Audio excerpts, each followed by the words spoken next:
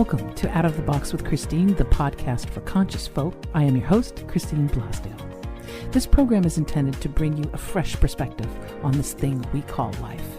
And in each and every episode, we're going to dive into the topics that matter most, with lively conversations on issues such as business, health, wealth, love, and transformational healing, all with the goal of creating a better world and becoming a happier human being.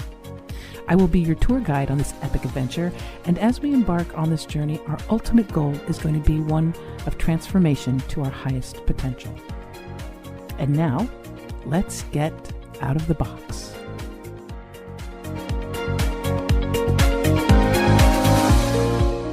Hello, everyone, and welcome back to Out of the Box with Christine. I am your host, Christine Blasdale, and I am so excited about today's show. I feel like it's Christmas. Like it's Christmas morning and I've come out in my little jammies with my sleepy eyes and I'm waking and there's a present under the tree. And the tree has this beautiful present wrapped up in Mrs. Kasha Davis, who is my special guest today. Drag queen, motivational speaker, extraordinaire, and my new BFF, I think, is Mrs. Kasha Davis, aka Ed Popel. We were laughing about that because you're such not an Ed or Eddie, no, but it's Ed Popel is your, I guess your birth name, your real name, who is the Workhorse Queen. Not only does she travel the world helping entrepreneurs claim their passion, but also she's a motivational speaker and teaches how you can love what you do and that beautiful thing of self-love and forgiveness. And I couldn't think of a better human being to have on the show. Thank you so very much, Mrs. Kasha Davis, for coming with us today. Well, thank you so much for having me. And thank you for that lovely introduction. You know, when you talk about the Christmas tree, it's my favorite ever because when I was a little boy, girl, gal, girl, boy, fella, I used to sit and we had the Christmas tree, but we also had the platform back then with the trains and there was a tunnel. And I used to think, I want to live in that neighborhood. Well, lo and behold, I live in a neighborhood that has a train and a tunnel, you know? And so when you talk about that Christmas, it brought me right to that moment and just kind of like imagining and believing that something like that could be possible. So thanks for that intro. Well, and you're just the absolute perfect guest because, you know, Out of the Box with Christine, it's all about consciously walking our way through life, and especially for people who are in business. But I mean, you chose a field that is, well, it's quite interesting, number one, but number two, and you even mentioned this a little bit in your bio, it's very youth focused, and you have been doing this for a very long time. Can you just give us a little bit of a background? When did you decide to just kind of say, okay, Ed, I'm coming into my own and I am going to be the fabulous Mrs. Kasha Davis? Oh when did that happen?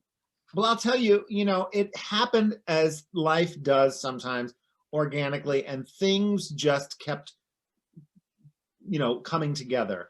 I grew up in a small town in Scranton, Pennsylvania, outside of Scranton, called Taylor.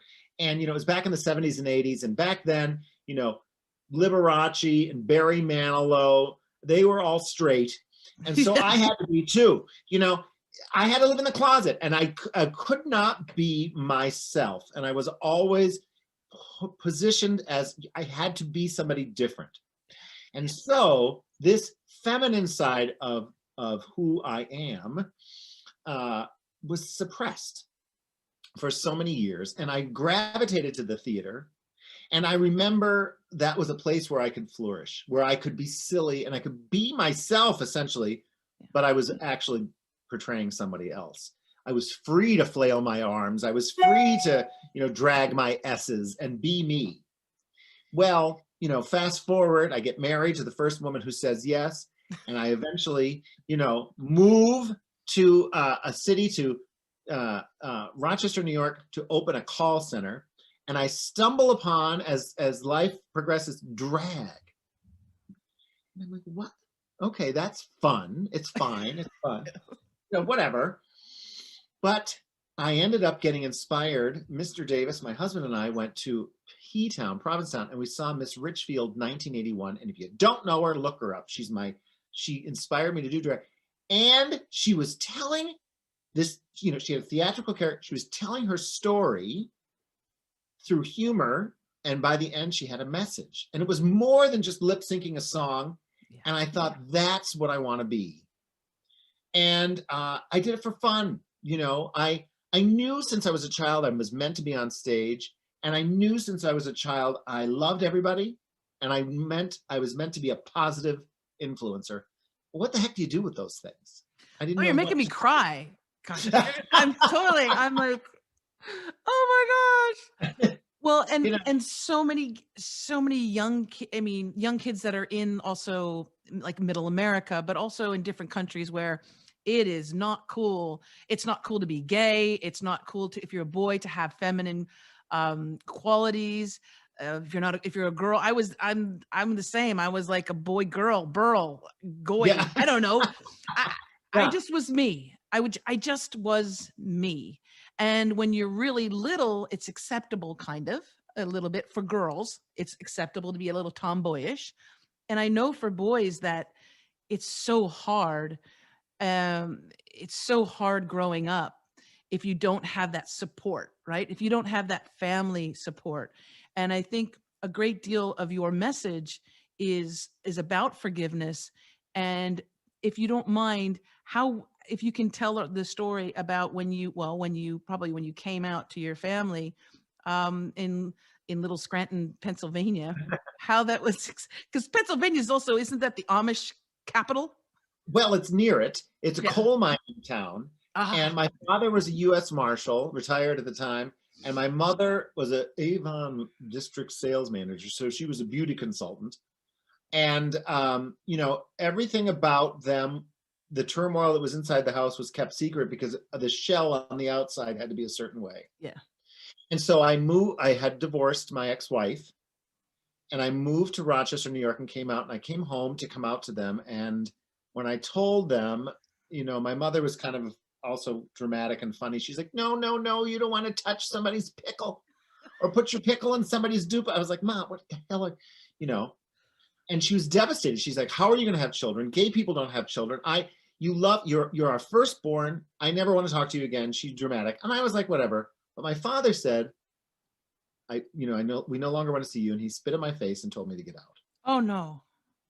So I did, and I rebuilt a family, and I found that family of friends in the community, but I found more understanding of who I was in that time frame. It was like going to college of me, learning about who I was at that time. And I think they were just scared. And again, back in the 70s and 80s when I was growing up, there were no examples of happy, healthy homosexuals, right? It was on television. What you saw were hookers, especially if anybody was trans. And then there was, drugs, and silly and flamboyant. They're light in the loafers. They're all comedians, but no true happy, healthy lives. And so now we're fast forwarding into a time where shows like RuPaul's Drag Race and etc. We're seeing more, we're hearing more with podcasts, and those examples. That's what I'm passionate about. Providing those examples for people to see that it's okay to be exactly who you are.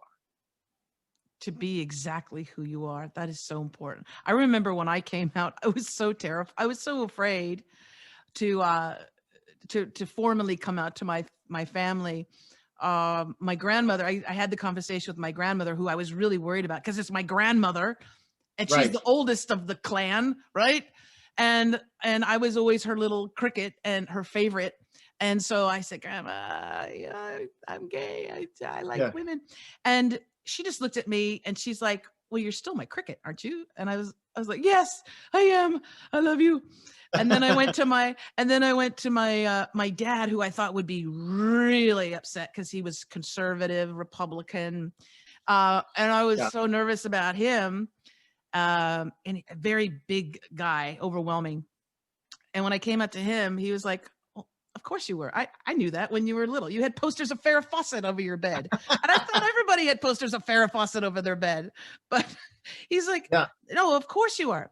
It was my mom who had the hardest time because I was her daughter that she thought was going to marry a doctor or a lawyer, or, and have the kids. And she thought that because of who I was attracted to and who I loved, it was going to, my life was going to be in danger.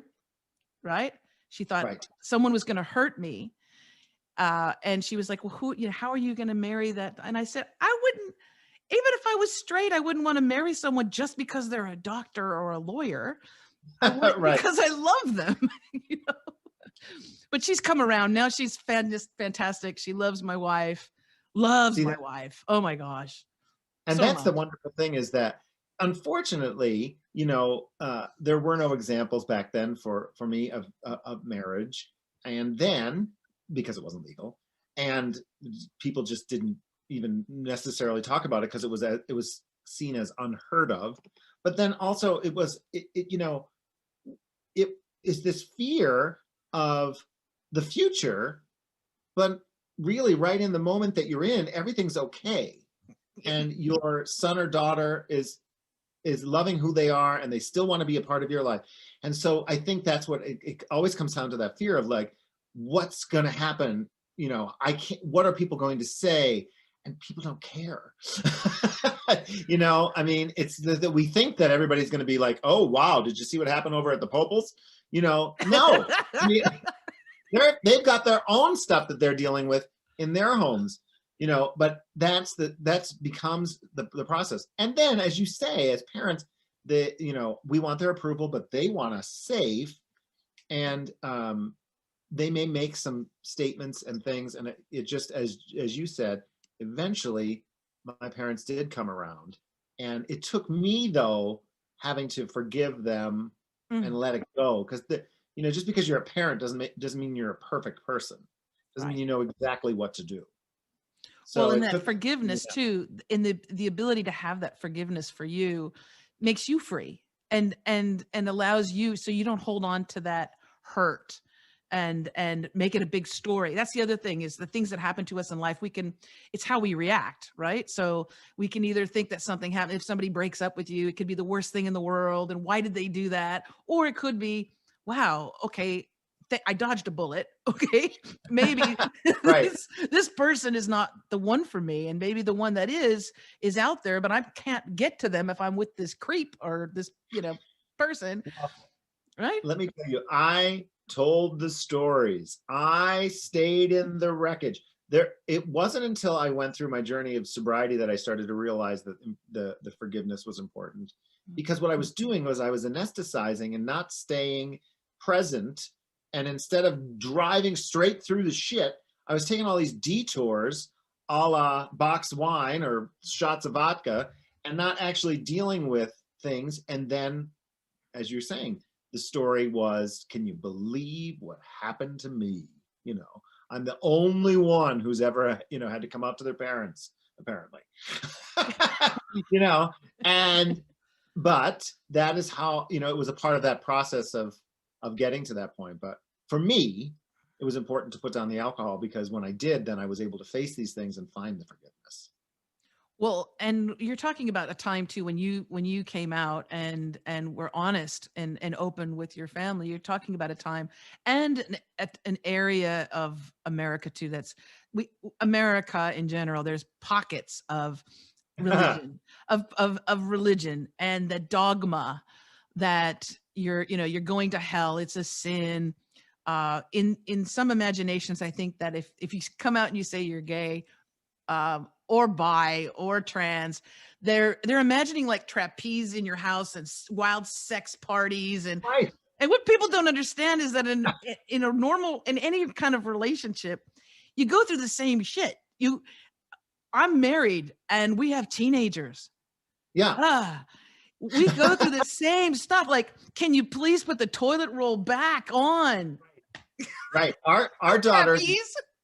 Our daughters are 26 and 28, and we're just glad that they want to say hello to us sometimes. I mean, at this point. And actually, we recently got a king size bed, not because we want the room, because we have a dog. It's the dog. who sleeps in between us. So now I say, Steve, I think you're in bed. You're all the way over there. So it's like, a nice handshake. And we're like, good night. So I wish there was a trapeze. I know. I never did that, and I think because of the fact both myself and my husband, Steve, both were married to women. He had the 2 children, and they are my stepdaughters now. I think that love is love. And we both realized that firsthand. We loved our wives, but we weren't being authentic to ourselves or to them. And it's a horrible thing to do to somebody, is to pretend, that this is what you want, regardless of sexuality. I mean, like, if you don't want to be in the relationship, don't do it to yourself, but don't do it to the other person either. And so, but love is love. And so when I see those cute little things at Target that say love is love, I buy them all, because it's true. It is truly no different. Too many people focus on what happens in the bedroom, and mostly nothing happens in the bedroom.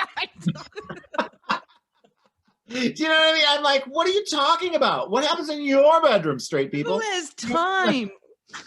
Right. So yeah, but it's more about what I felt. Who I fell in love with, the man who brought me a cup of coffee one morning, and I was like, wow, I feel like I'm always the one who does something for other people. It was very sweet and kind of you to know what I take in my coffee and to bring it over to me. I started to cry that day, and I knew that I was falling in love that moment, when it was little things like that. It's not about the nightclub and the thongs and all that. No. Never very good. It's about that look. It's about that look. When my wife looks at me with her eyes, and how she looks at me, it's all encompassing. And the things that we don't necessarily like with our, like, I have a weird thing about my earlobes. I think that I look like Buddha. I've always had these long earlobes, or little things about me that even I'm a little self-conscious of. She loves and adores. And it's like if you wrote, when you find your human, and I know you understand this because you've met your human, but when you finally meet your human, it's like you had written an ingredient list to God, and you say, okay, I'm going to make the perfect whatever lasagna. I don't know. Right. And I need this, and this is what I want in the person. And they have to have a sense of humor, and they have to be sexy, but they have to not be too worried about being sexy, and they can be silly and smart in a funny, smart, intelligent way, like that. Oh, I get it. And then you give it to God, and then they deliver this person that is everything that's on your checklist. But that doesn't mean that there's not going to be trials and tribulations, and you might get sick one day and have to take care of each other. It's just life. And when you really love that human being, you're honored. You feel honored to do those things, right? Right. Absolutely. And going back to the Christmas tree set, is that dare to be that child again, and to imagine what it is that you're looking for in your life, and it will manifest, and it will come to fruition. When I was a kid, I remember thinking of a Stephen, and I would be like, where did I hear this name? Like, I didn't have any friends named Stephen. And I imagined that, and I thought, oh, well, it's the guy on Dynasty, the first gay guy, or the first gay kiss. His name was Stephen. I always put it back to that. But no, I believe that there are soulmates, and some of them are meant to be a relationship, and others, to me, a soulmate of mine is Tina Turner. Just her energy and her positivity and her resilience and her path in life to keep going. And, she's a workhorse queen. And I think, there are people like that you just click with, and you immediately know that there's either a past that you had together, or you were meant to be in that moment together. And it could be just somebody in the grocery store. You may not need to have a very long relationship, but you're meant to talk to each other. I drove recently past a woman. I had to pull over and say hello to her. I scared her a little. She's probably, I wasn't enjoying. She's 80-some, I assume, years old. And on my way every morning to my AA meeting, I drive past this woman, and she walks in the rain, in the snow, in the sleet, in the whatever, every day on this kind of busy road. And she's feeble, and she stops and she bends over. The one time I thought she got hurt, and I was like, "Are you okay?" She's like, "Fine." I just stretching, and I was like, "Okay." So the other day I stopped and I said, "I just want to say hello," and she's like, "I'm so glad you did. I see you every morning." And so I'm meant to know her, even if it was just for that moment, and to be inspired by the fact that at 80, whatever, keep moving. You know, I don't know. Maybe that's all I'm ever supposed to know about her. But like, But you felt that that compelling. See, that's something that's very key. That when it's something that's pulling you to say something, to do something. I've had the same thing. Back in California, I'm in Australia right now, but back in California, you know, we have a lot of people who are homeless. That's the situation. And I remember going into a gas station convenience store, and standing outside was this woman who had obviously been homeless for quite some time. She wasn't asking anything. She was just standing there. I think she was kind of almost like resting. And as I walked by her, I felt like I knew her, and like an old type, like many right, lifetimes ago type thing. And I said, well, this is just odd. And I'm doing my thing, right? I'm trying to get my gas and trying to get on the road again. And as I'm standing there, I get that download and that compelling thing. You must talk to her. You need to connect with her. And so when I was there, I bought a few things, some fruit and some water and some things like that to give to her. And when I came out, I started a conversation with her. And it was as if she was like some master teacher, almost like Yoda, right? yes, This brilliant, amazing human being. And that compelling feeling I got, and that download, that voice, whatever your voice, thoughts, something was telling me, get her a hotel room. And I said to the, I said, oh, really? And yeah, get her a hotel room. right, And I asked her, I said, when was the last time you had a decent night's sleep? And she looked at me and she said, maybe 6 months ago. She doesn't sleep. She has to keep one eye open because right, it's so dangerous. It's so dangerous for anyone who's homeless. People, cruel people hurt them. Horrible. But especially being a woman. And right. so I just went and I said, come on. I said, do you trust me? She said, yeah. She got in my car. I went to it was Motel 6. It was right near Right. there. And I went to the gentleman. I said, you stay right here. I went inside and I said, I am renting this room for this woman. And I said, I want you to give her a late checkout. And I said, I don't want you to hassle her about anything. Here's my credit card. I will pay for everything. Treat her with respect. And the guy was so moved by it. He said, you got it. She's going to, she'll be treated like a queen. And so when I came back to the car, I gave her the keys and I said, you're going to have a good night's sleep. You can rest, you're safe, you're protected, and you can take a bath and watch TV if you want, whatever you want. And she looked at me like I was an angel. And what it was she said, thank you. And I said, no, thank you. Because what that gave me was so much more, because she was a master teacher in some other lifetime. And it was just repaying her a small little thing. But those things, when we feel compelled to act on them, that is so Yeah, important. so important. Thank you for sharing that story. It's beautiful. And it's an example, such a strong example of trusting that instinct. And, we can find that instinct in so many areas of our lives. Yeah. To trust it and to not second guess it, not to overthink it, and to believe that that message is from wherever, and we're compelled to do so. And, it's just the kindest thing to do, to not only to do what you did, but to trust that the information is meant to happen. And if it doesn't, we have those times where it doesn't. But, if we can, do so. We're not telling people now your job is to go drive around and find every homeless No. person a hotel room, because it's not always the case. I know for me, it doesn't happen so much here in Rochester. There are the homeless people in certain places. But if you go to a big city, as you say, you never know when you're going to walk past somebody. And I do. I literally, as I'm approaching, I kind of almost go into a state of like, what do I decide to do? And sometimes I don't feel compelled to help.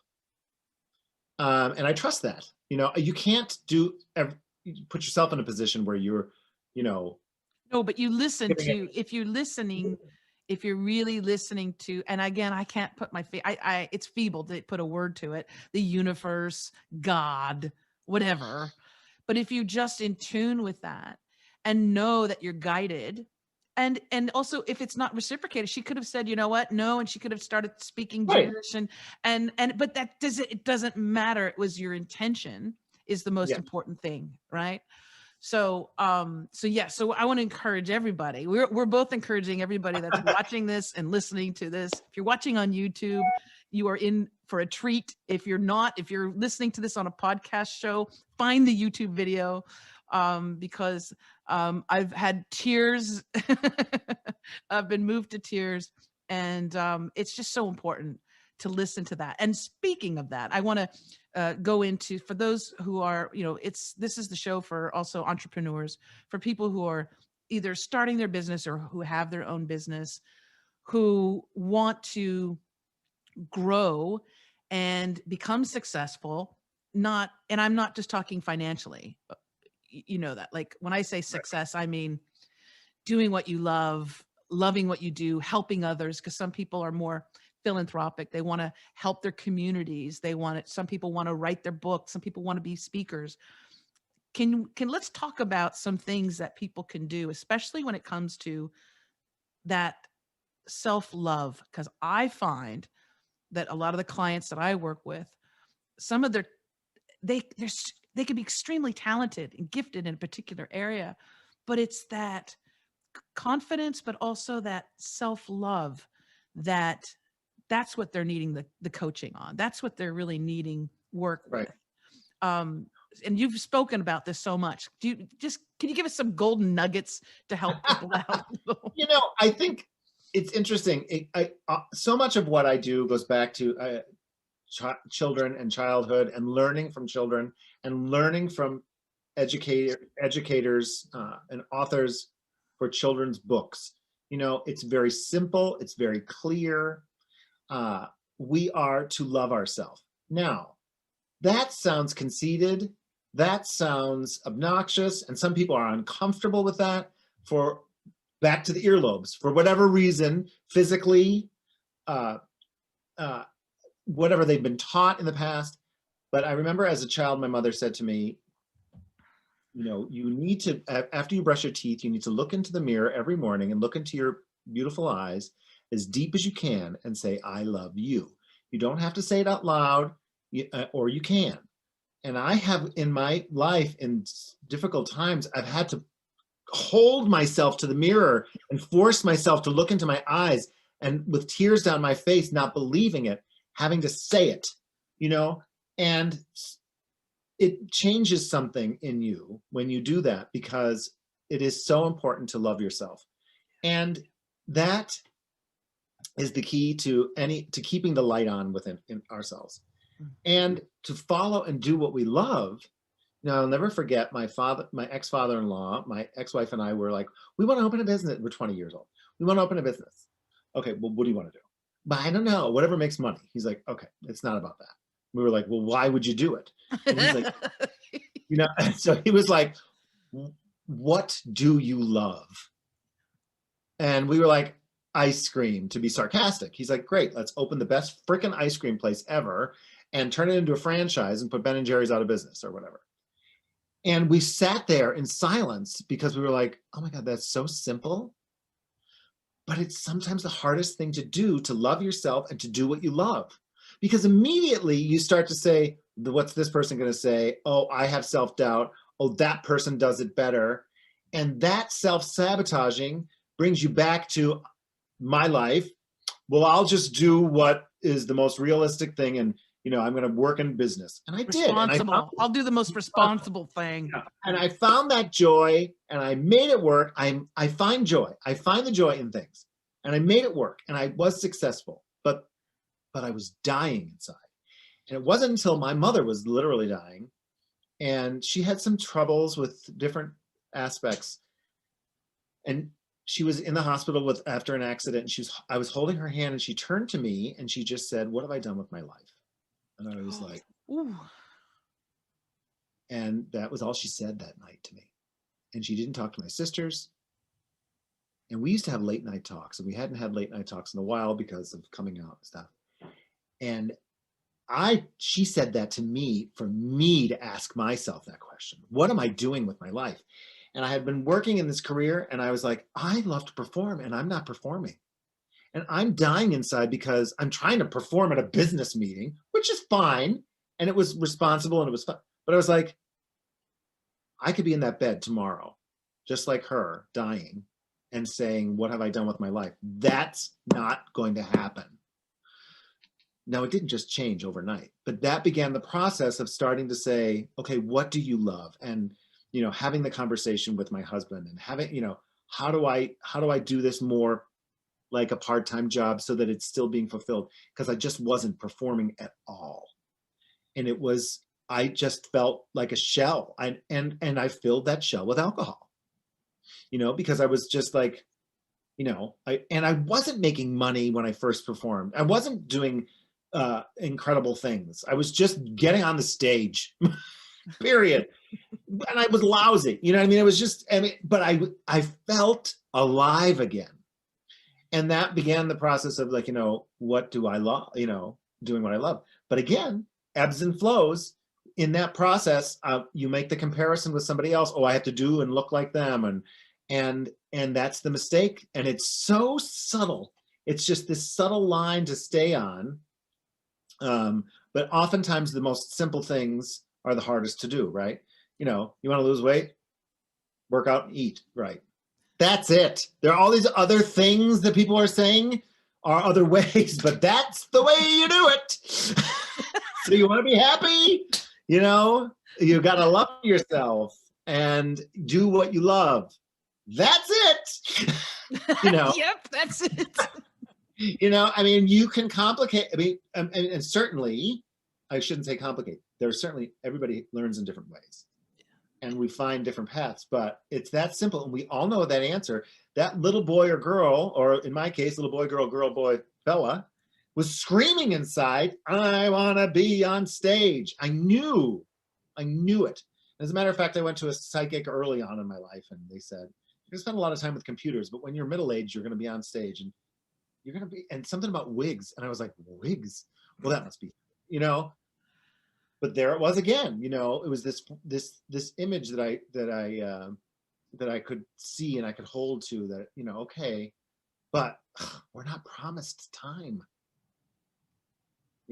so yeah, anyway, my rant. Oh, no, you can rant anytime you want on the show. I do believe that that's something that's so important, because we get overwhelmed. Well, as we get older too, we have more responsibilities, right? We have a family, we have a if you're lucky enough to have a mortgage, that's great, but you have all these responsibilities. And so what happens is that people tend to rely on those things, those jobs that at least pay the bills. And the idea of stepping out of that comfort zone and doing something that you absolutely love and not knowing if you're going to make money at it. What I always tell people too, I said, because I'm not foolhardy.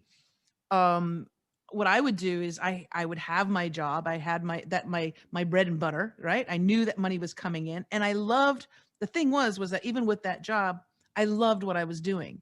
So that means I was really good at what I was doing. And that was job security. But at the same time, there was other things that I wanted to do. And I managed to do a little bit of this on the side while I'm doing this. And then you can feel it. It's when you're living your passion, when you're doing what you're passionate about, opportunities just open. That's how it is. Opportunities open. You'll meet a person who can work with you, who can inspire you in different ways. And it's just, I encourage people to step outside that comfort zone a little bit of, yes, this is secure, to going after what they're really passionate about. It's so important. And well, like anything else, if it's a step or a ladder, you can't get to the top, step without, the ones in between. So for me, for performing, I would do it on a part-time basis a couple nights a week. And as time went on, and as the opportunity of RuPaul's Drag Race happened, then Mr. Davis, Steve, and I had conversations about what was realistic and what was appropriate to make the changes at the time. So I agree with you. And I also think that, when we say do what you love, it doesn't mean abandon who you love, your families, and ignore those things. But what better way to teach a child in life is that I'm doing what I love, and I'm loving who one of the best things my husband ever did was to get divorced and show his children that, I am going to be true to myself, and I'm going to be honest with your mother, and it's helped them become the women that they've become in that whole process. So, those tough times, those tough examples of maybe changing a job and having to have multiple jobs and live somewhere else to follow what you love teaches those children more than you could have if you just stayed miserable in the job that paid well. So true. And especially with relationships, you're teaching your children every day what love is, what a good relationship is. And if you're staying in a relationship because, well, bills are being paid, right? You're also teaching them to put up with, if it's abuse or a lackluster, no love type, and that's what they're going to follow as well. I love it. Right. You one thing that you love to talk about is the importance of celebrating each other's uniqueness and difference. And I think this is really key when it comes to anyone who's a coach or who wants to be a coach or consultant or speaker, an entrepreneur in general, or even a podcaster. We tend to want to do what others, and in other words, mirror what other people are doing that are successful. But I like the idea of really celebrating our own uniqueness and tapping into things that make us different. Can you talk about that? Because I know that was something that you had to deal with, really early on. But for people who are either maybe starting out in business or trying to get that recognition that they want, the importance of celebrating your own uniqueness. That goes back to self-love, I know, but also being, because it's like a little, that snowflake story, right? It's the same thing. You are so unique with who you are, what you are, and how you present yourself to the world. I just want to get your spin on that a little bit. Well, yeah. And I think we we celebrate and we get excited for overnight sensations, and then we try to emulate. Well, that happened quick because we want things fast. And that happened quick for them. So I'm going to be like XYZ. And first of all, you can't. It's never going to be authentic. And in that inauthentic, like if you're not being authentic, you can't answer an email and join a Zoom podcast recording and answer questions honestly if you're trying to be somebody else. Yeah. Right. I couldn't confidently say yes, and I couldn't confidently begin to be here and to answer these questions if I was trying to fit somebody else's mold. Yes. Because I'm not telling the truth. And the truth is what people are attracted to. And it doesn't matter if you're over technology or you're face to face, if you're on a stage or if you're in an interview room. If you're not telling the truth, it doesn't sync up. Exactly. And I've been on both sides of that. I've been where I wasn't being myself, and I would say to my direct reports, I can't get through to this person. Well, it's because I'm not being truthful. I'm not being like authentically, myself. And I think that it starts with children because we, again, as parents try, I'm passionate about my story time with children. And in that celebration of story time, I am being Mrs. Kasha Davis, and I don't explain anything to the kids. It's Mrs. Kasha Davis. If they have a question, we answer it. they know that Mrs. Kasha Davis is a fabulous lady who likes to read books and talk about loving yourself. But also in that process, we talk about if you happen to see somebody different in the world, different meaning anything, glasses, drag, whatever. And Disabled. Yeah. you treat them with kindness, because we are brought up to try to make ourselves look good by making fun of these people that happen to stand out and that are different. And because they stand out and are maybe physically different, then you're not willing to be yourself in life because you might get made fun of.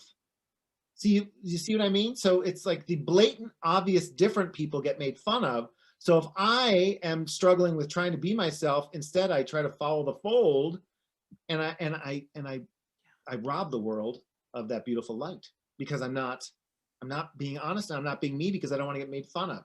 So we can start early about celebrating people's uniqueness and celebrating that and being kind, just simply being kind. Just You be don't kind. have, Yeah. yes, you don't have to bully and make fun of somebody for whatever. It's so And true. yeah, and it's going to be an ongoing process in this world, but that's where I believe it starts, is with the kids.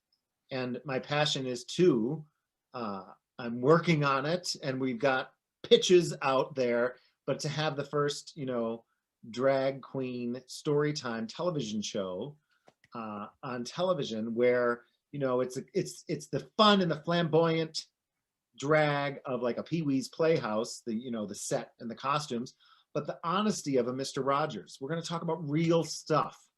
Yeah. And these children's books that I have been encountering are a magical, wonderful messages for children of all ages. Truly.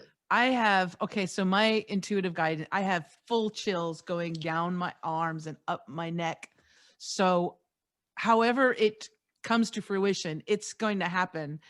And I don't know what form it's going to take, but it's definitely going to happen, because you just said that fun, fantasy like feeling of a Pee-wee's Playhouse, and yet the heart and those beautiful lessons from Mr. Rogers, that blending is just a surefire hit. I mean, anybody that's watching this right now, if contact Mrs. Kasha Davis if she hasn't already sold this to, to a major network. But yeah, I can definitely feel that. And here's the thing. Thank you. A major network, or a small production that builds. A live theater performance is what I've done pre-COVID, and now I'm doing a minor version of it on Facebook Live and Instagram Live and all that kind of stuff. But that television program, for the kids to have that moment, because they live in the magic land. If you say to a child, "What will you be when you grow up?" and they answer a unicorn, they believe it. And you know what? Good for them, because they should. As a child, it's all that is a place that we all, as we get older, we always want to go back to, that mystery and that joy of the color and the possibility.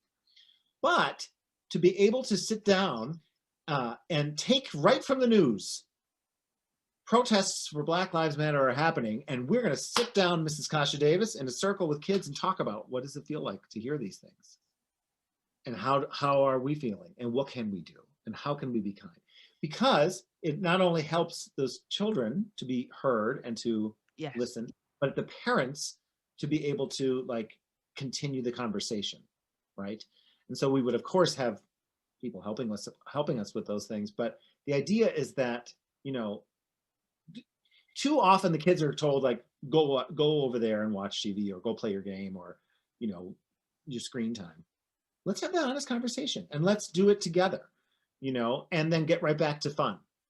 And I think it's missing, and I think it would be wonderful. I mean, drag is just a marvelous way to, I think, exaggerate so many things and to bring things to light, gender, sexuality, just, your confidence levels, and different things. And so it's just spreading like a virus, but we don't want a vaccine for drag. No. It's spreading everywhere. It's everywhere. And people love it because it's that exaggeration, and then it brings you back to to your real life. And well, it's this explosion of creativity and energy. And when you're just a part of it, I mean, just my conversation with you has changed me, it's changed me. It set my mood for the day, obviously, but also my encounter and interaction with you has forever changed me in some beautiful way. And I think when you do that with adults, it's wonderful, but also with children who really need that, and they need to feel seen and heard.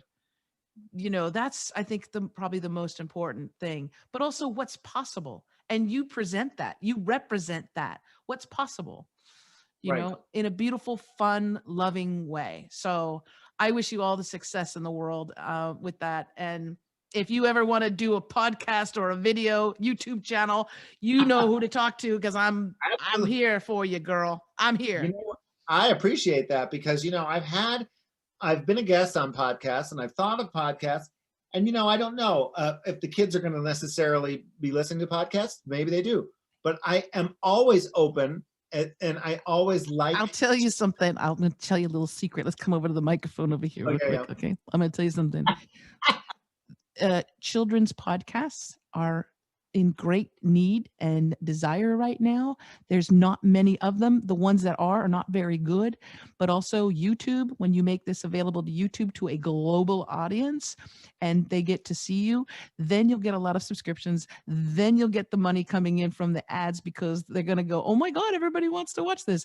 So you might think about that, then have that as your launch pad, and then the network will come knocking at your door. I'm just saying, that's what the hit I'm getting. Yeah. I appreciate that. And I love that moment, because that could be a moment with the kids show. Now, we're going to talk quietly over here for a second. Yeah. Okay.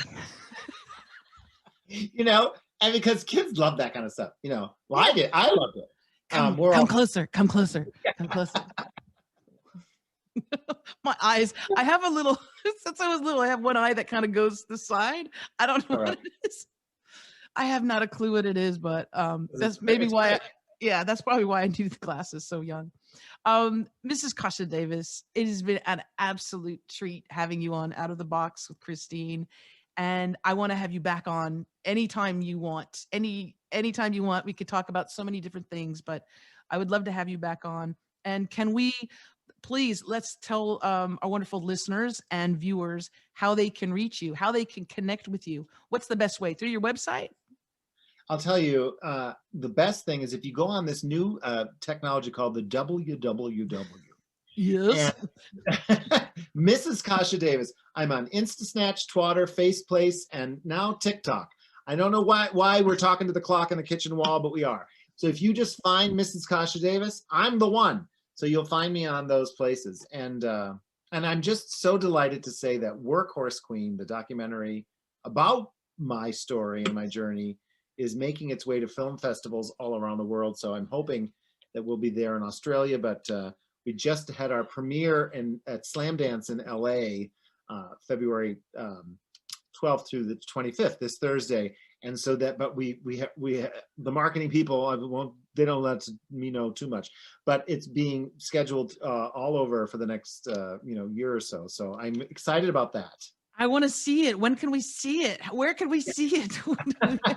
We have to wait. We have to wait. Well, yes, you can go to the Instagram page of Workhorse Queen, and you'll see the announcements of where it will be. We're in talks with streaming platforms and things to that effect. But right now we're on the film festival circuit, which is streaming.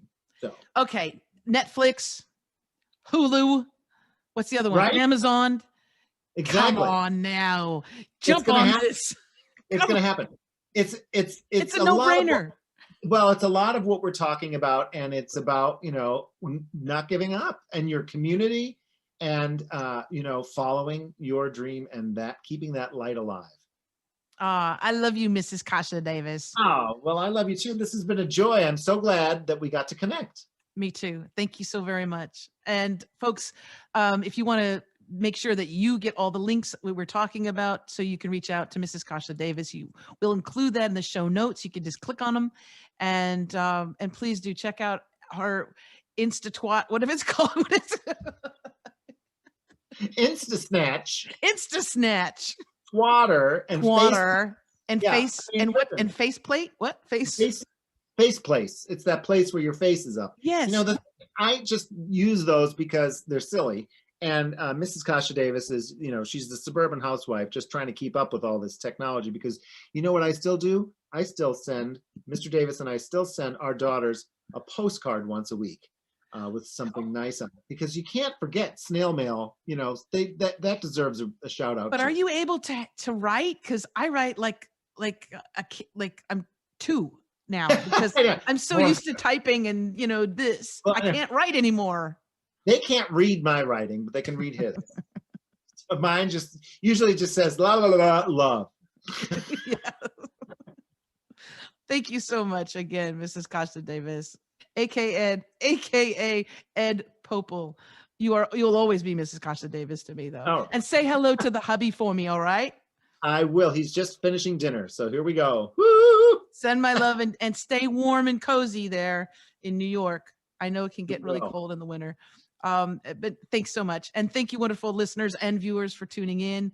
If you want to make sure you never miss another episode of Out of the Box with Christine, make sure on video you subscribe and hit that bell so you can be notified.